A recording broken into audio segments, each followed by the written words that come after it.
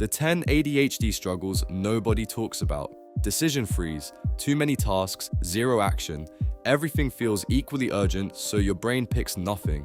You stand in the middle of the room knowing there's a lot to do and do none of it. This is decision fatigue meeting weak task initiation.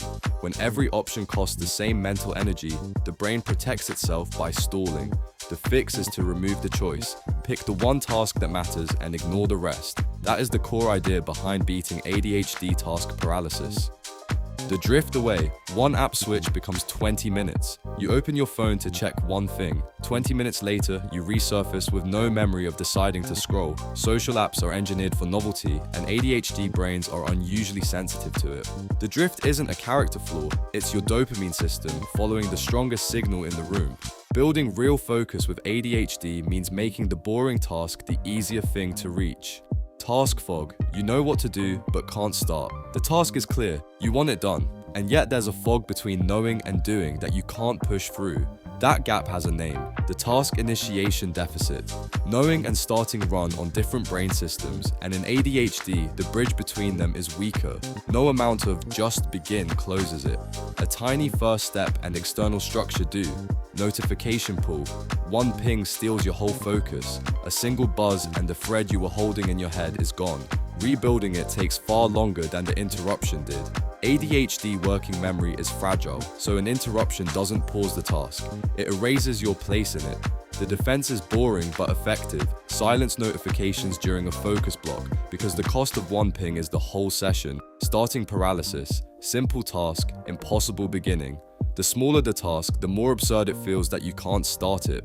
Just reply to one email becomes a wall. When a task has no urgency or novelty, the ADHD brain struggles to generate the activation to begin. Shrinking it past the point of intimidation helps, which is the whole point of the 2-minute rule for ADHD. Tab chaos. Too many tabs, zero progress. 40 tabs open, each one a half-started intention, and somehow less is getting done than if you'd had one. Open tabs are externalized working memory that quietly turns into visual noise and more decisions. Each tab is a tiny should I question. Closing them or working from one task at a time frees up the bandwidth that ADHD working memory doesn't have to spare. Forgot the task. You opened your phone and forgot why.